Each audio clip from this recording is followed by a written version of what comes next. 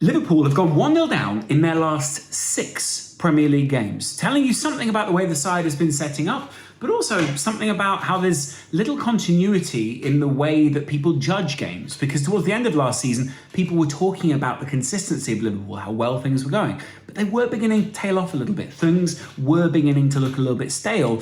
And I get it, like there were sections of the media, maybe sections of the fans who kind of understood that. They could see that some of the Liverpool players were tired and maybe things did need freshening up a little bit. Maybe there was a strange dynamic knowing that someone like Mane or whatever was going to leave. Here's the way that I see this. There will be a lot of questions that Klopp has to answer about this, and naturally so, because if your side draws 2 games in the opening 2 games of the season and you want to be competing for a championship, sure, then that's a problem. Liverpool had questions they needed to answer last season and problems that they were struggling to solve. And at times when they struggled to solve those, people said, well, we need another answer. Bringing in Darwin Nunez was meant to solve part of that struggle, right? And I understand that. They still haven't quite worked out how to bed Luis Diaz in. And at the same time, when they got rid of Mane, it started another set of questions that Liverpool need to answer. And I don't believe that the transfer market has fully addressed all those issues, and they're midway through some of their working with the likes of Carvalho, Nunez, Diaz, Harvey Elliott, shape, all sorts of things. So do I think they'll solve them in time? Yes. But do they have that time? Not right now. Even outside of that, I think that Liverpool and especially the coaching staff are going to be looking at this and thinking, 1, maybe 2 more signings in the summer, maybe something just a little bit fresher in the midfield would empower other aspects. Because the thing I'm going to focus on in this video is the lack of balance for Liverpool. And what I mean by that is not, hey, the defence looks stacked and the attack is terrible, but the closest I can do it is when I used to buy a joystick for my PC when I was a kid, right? And it had like 5 buttons and a tiny little joystick on top, and then you'd sort of, you'd be able to calibrate it. And what you had to do is you had to like get the X exactly in a certain spot and then basically tell the computer like that's where the balance is. Very often they came calibrated, and very often Liverpool out the box looked calibrated under Klopp. But in the first game at Fulham, the attitude didn't look right and there was a lack of balance. Same goes in the Fulham game as well. Now, we can talk about how well Liverpool attacked, how nice some of the attacking shapes were, and I think those are indicators of where Liverpool are moving towards. But at the moment, there doesn't seem to be a balance. Now, the outstanding element of what Palace did against Liverpool was how well they created chances that looked so obviously goal-scoring opportunities. Zaha's goal was that. Zaha hitting the post probably would have been that. They had probably, I'd imagine Liverpool had a lower XG than Palace tonight. And I think there will be games like that when Klopp has this element of, we play the odds, and very often we think the odds will favour Liverpool, and very often they have. But it's been too finer odds in a lot of recent games, and there hasn't been enough balance in the Liverpool side to level those odds out. Strangely, in the first half, Liverpool looked good when working around Nunez, not necessarily to him. And very often, the good moves came from moments of individual brilliance and skill, or small moments where you thought someone's slightly gone outside of what's normally going on here. Now, Liverpool are obviously focusing on chaos and trying to convert a lot of these strange opportunities into real opportunities with that chaos, and they spam a lot of balls into the box, try and get the second balls, all those kind of things. We understand that about Liverpool. But the worrying thing, I would say, is that the space that Luis Diaz ran into after Nunez went off was the space that he probably wouldn't have gone into if Nunez was on. And at the moment, it feels like there are a few too many pieces that aren't quite fitting together. Liverpool have signed a lot of new contracts with players. Fabinho is sitting midfield, not looking quite calibrated, probably not actually looking fit enough. Alisson has looked very solid, I'd say, in those first couple of games when not faced with outright, ridiculous goal-scoring opportunities, or obviously being beaten low, which he's had a few times. Van Dijk has looked in his normal self. He hasn't obviously had a centre-back partner. Andy Robertson has looked a little off. I'd definitely say Trent has looked a little off. And I think whoever's played at centre-back alongside Van Dijk hasn't been consistent enough to judge yet. In midfield, Fabinho doesn't look fit. Hendo definitely enjoys a more advanced sort of play, almost more of a playmaker role than he normally gets. And there was some great analysis from Sam Maguire about Henderson's passing earlier this week, where he was speaking about how Henderson wasn't necessarily choosing the right passes, but also how it didn't look like he was giving himself the space to be able to choose those right passes, or even that he wasn't putting himself in the right spots to do that. So again, recalibrating at Liverpool, rebalancing.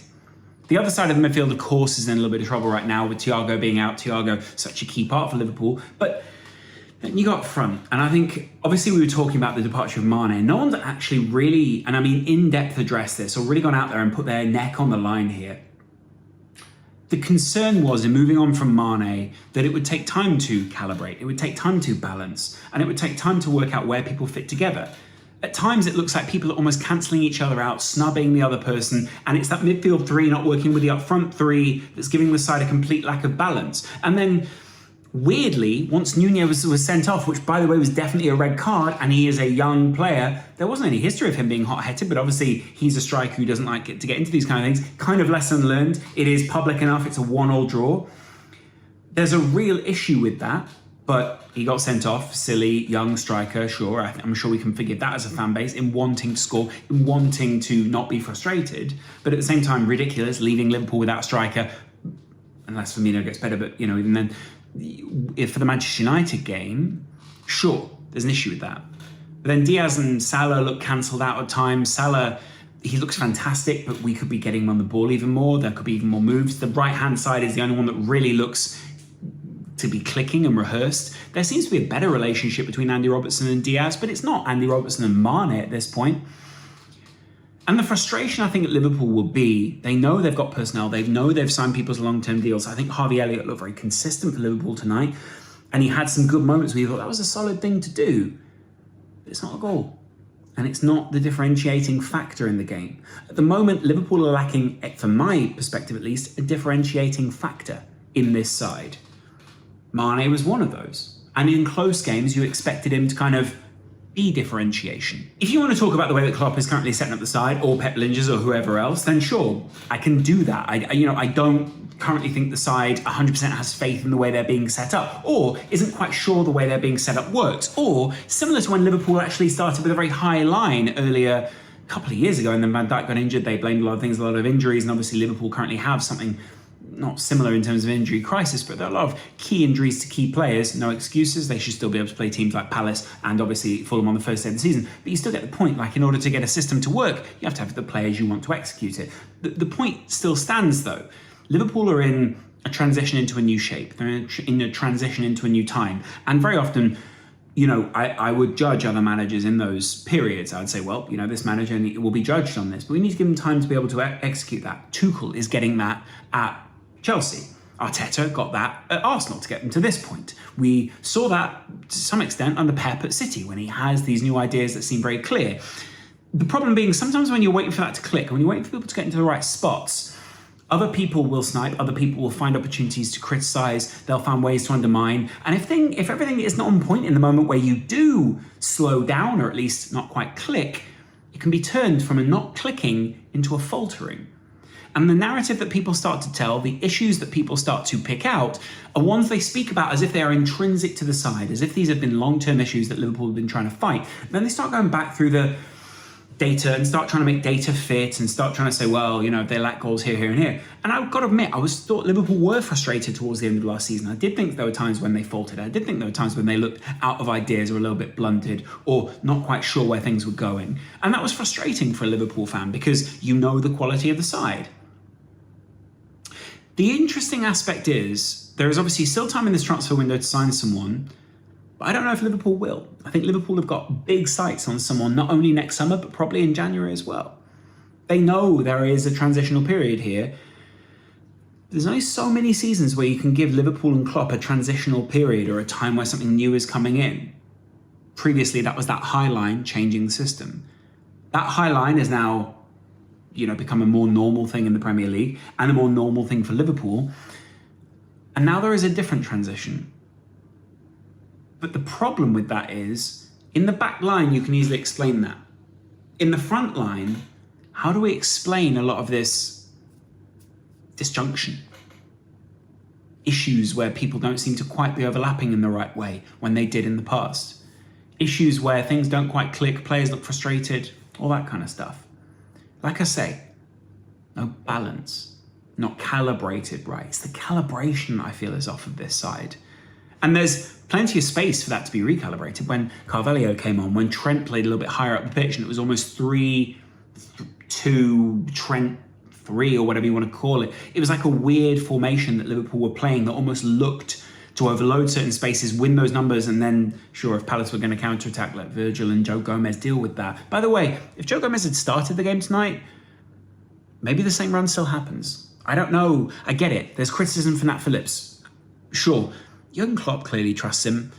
And clearly, outside of that, Joe Gomez was fit enough to play 30 minutes. Why would he not be fit enough to play the 90? Why not start Gomez? Maybe he's too much of an injury risk, I don't know. But why not do it the other way around?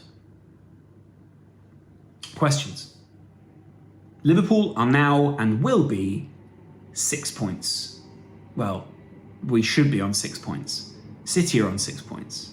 They should have beaten the likes of Fulham. They should have beaten the likes of Crystal Palace, especially if they have their sights set on winning the league. But they haven't. And you know what frustrated Liverpool last year?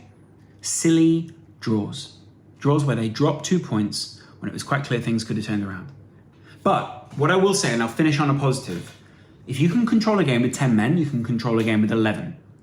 If you can absolutely be beating the door down, then don't worry about those issues at the other end, because they won't always create those chances at the other end against Liverpool. Van Dijk will put out those fires, etc. There are still shoots of hope for this Liverpool team to still come good this year, to still click.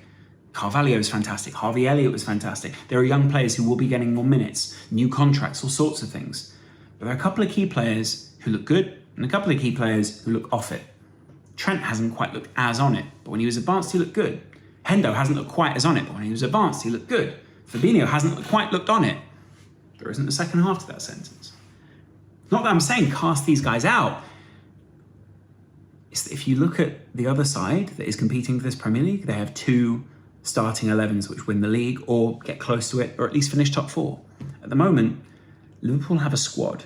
City have 2 starting 11s. It's not a resource thing, it's a turnover thing. And this squad at the moment is being turned over. It's just, in this, you can't afford to turn a team over. Because after time, people will say, if I go to that side, will I get 2 seasons on, 1 off? And in a 5-year cycle, I get maybe 3 goes at a title?